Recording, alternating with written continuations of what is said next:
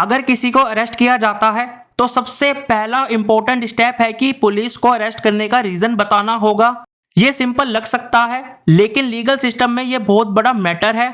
Supreme court ने recently article 22 clause 1 को लेकर एक इंपॉर्टेंट डिसीजन दिया है जो ये बताता है कि अगर अरेस्ट होने के बाद आपको रीजन नहीं बताया तो वो अरेस्ट इलीगल हो जाएगा। कॉन्स्टिट्यूशन का आर्टिकल 22 क्लॉज 1 जो हमारे फंडामेंटल राइट्स में आता है, ये आर्टिकल कहता है कि जब भी आपको अरेस्ट किया जाए आपको इमीडिएटली पता चलना चाहिए कि आपको क्यों अरेस्ट किया गया है। अगर ये रूल फॉलो नहीं होता तो आपका fundamental right of freedom violate हो जाता है। वायलेट मतलब होता है कि किसी चीज का उल्लंघन करना या उसको फॉलो नहीं करना, और ये इलीगल हो सकता है।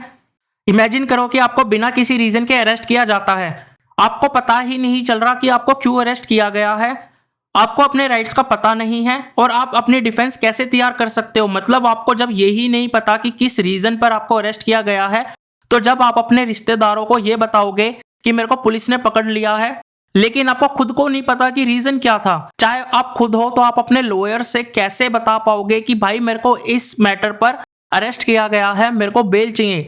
जब आपको खुद को ही रीजन नहीं पता तो आप लॉयर को कैसे एक्सप्लेन करोगे कि भाई इस मैटर पर मेरे को बेल चाहिए और इस बिहाफ पर मेरे को अरेस्ट किया गया है। तो अगर आपको बिना रीजन के अरेस्ट किया जाता है तो ये अनसर्टेनिटी ना सिर्फ आपको स्ट्रेस देगा बल्कि आपके बेसिक राइट्स को भी वायलेट करेगा। इसलिए पुलिस की ड्यूटी है कि अरेस्ट के बाद जल्दी आपको रीजन बताए। अगर ये स्टेप इग्नोर हो जाता है तो आपको इमीडिएट रिलीज मिलना चाहिए। ये स्टेप आपकी लिबर्टी को प्रोटेक्ट करता है और कोर्ट के लिए भी इंपॉर्टेंट है। अगर आपको अरेस्ट किया जाता है तो पुलिस की ड्यूटी है कि वो ग्राउंड्स ऑफ अरेस्ट आपको जल्द ही बताए। ये सिर्फ एक फॉर्मल स्टेप नहीं है बल्कि एक कॉन्स्टिट्यूशनल रिक्वायरमेंट है। सुप्रीम कोर्ट ने क्लियरली कहा है कि अगर पुलिस ग्राउंड्स नहीं बताती तो अरेस्ट इलीगल हो जाता है। पुलिस का पहला काम है कि वो आपको जल्द ही अरेस्ट होने का रीजन बताए। अगर ये प्रोसेस फॉलो नहीं होता तो वो डायरेक्टली वायलेट करती है आपके फंडामेंटल राइट्स को जो आर्टिकल 22 क्लॉज 1 के अंडर आपको मिलता है। कोर्ट का कहना है कि अगर ग्राउंड्स ऑफ अरेस्ट बताए बिना किसी को अरेस्ट किया गया तो अरेस्ट को इनवैलिड मान लेना चाहिए। मतलब आपको रिलीज करना बहुत जरूरी हो जाता है। जब आप मजिस्ट्रेट के सामने होते हो तो मजिस्ट्रेट को यह वेरीफाई करना होता है कि ग्राउंड्स ऑफ अरेस्ट आपको बताया गया है या नहीं। अगर नहीं बताया गया तो कोर्ट की ड्यूटी है कि वो इमीडिएटली रिलीज कर दे। यानी मजिस्ट्रेट के पास ये पावर है कि वो इंश्योर करे कि आर्टिकल 22 का वायलेशन तो नहीं हुआ है इस केस में। अगर पुलिस या मजिस्ट्रेट ने आर्टिकल 22 क्लॉज 1 को इग्नोर किया तो अरेस्ट इलीगल हो जाता है और रिलीज होना जरूरी है। ये स्टेप आपके लीगल राइट्स को प्रोटेक्ट करता है और इंश्योर करता है कि ड्यू प्रोसेस फॉलो हो। अगर आपको ग्राउंड्स ऑफ अरेस्ट नहीं बताया गया तो ये सिर्फ आपके लिए प्रॉब्लम नहीं है बल्कि आपके फ्रेंड्स और फैमिली के लिए भी ये इंफॉर्मेशन जरूरी है। सुप्रीम कोर्ट ने ये कहा है कि आपके रिलेटिव्स को भी ग्राउंड ऑफ अरेस्ट के बारे में बताना चाहिए ताकि वो जल्दी से लीगल एक्शन ले सके और आपको जल्दी रिलीज दिलाने में मदद कर सके। सोचो, अगर आपको अरेस्ट किया जाता है और आपको रीजन नहीं बताया गया, आप अपनी डिफेंस नहीं बना पाओगे और आपके फैमिली मेंबर्स को भी ये पता नहीं होगा कि आपको क्यों अरेस्ट किया गया है। लीगल हेल्प लेने के लिए आपको अपने फ्रेंड्स या रिलेटिव्स की मदद चाहिए होती है। अगर उन्हें जल्दी से ये इन्फॉर्मेशन मिलती है तो वो लॉयर्स को हायर कर सकते हैं और आपको बेल दिला सकते हैं। अगर फैमिली मेंबर्स को ये इन्फॉर्मेशन जल्दी मिलती है तो वो कोर्ट प्रोसेस को समझकर आपको जल्दी रिलीज करवा सकते हैं। रिलेटिव्स को बताना सिर्फ एक फॉर्मेलिटी नहीं, ये आपका फंडामेंटल राइट को सिक्योर करने का तरीका है ताकि आप अपने फ्रीडम को जल्दी से गेट बैक कर सके। रिलेटिव्स को पता चलने से वो लीगल एक्शन जल्दी ले सकते हैं। अगर ग्राउंड्स बताया जाता है तो बेल प्रोसेस की समझ आती है और वो रिलीज दिलवा सकते हैं। ये प्रोसेस आपके राइट्स को सिक्योर करने के लिए है, ना कि एक फॉर्मेलिटी। इसलिए ग्राउंड्स ऑफ अरेस्ट सिर्फ आपको नहीं बल्कि आपके रिलेटिव्स को भी बताया जाना चाहिए ताकि वो आपके लीगल प्रोसेस में मदद कर सके।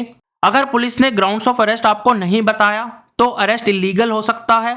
सुप्रीम कोर्ट ने बिल्कुल क्लियर कर दिया है कि अगर आर्टिकल 22 क्लॉज 1 का वायलेशन होता है तो अरेस्ट को वॉइड समझा जाएगा, यानी वो इलीगल होगा। अगर पुलिस ने अरेस्ट के टाइम ग्राउंड्स ऑफ अरेस्ट नहीं बताया तो अरेस्ट को इनवैलिड माना जाता है।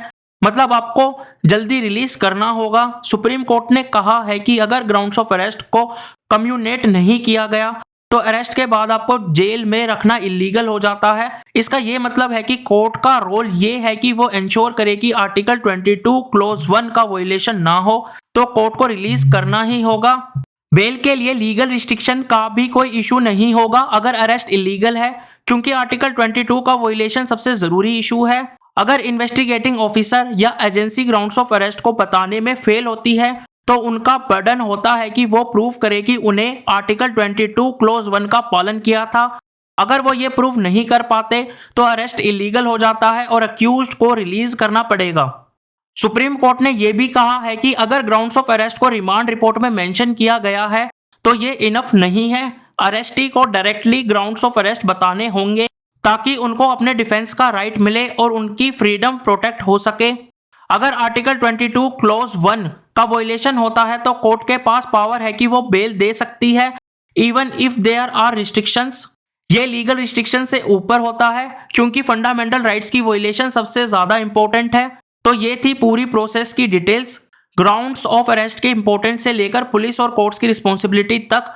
और अगर ग्राउंड्स बताए नहीं जाते तो अरेस्ट इलीगल हो जाता है। अगर आपको आर्टिकल 22 क्लॉज 1 के वोलेशन के बारे में पता चलता है तो आपको इमीडिएट रिलीज मिलनी चाहिए और आपके रिलेटिव्स को भी ग्राउंड्स ऑफ अरेस्ट के बारे में इंफॉर्मेशन मिलनी चाहिए ताकि वो बेल प्रोसेस में मदद कर सके।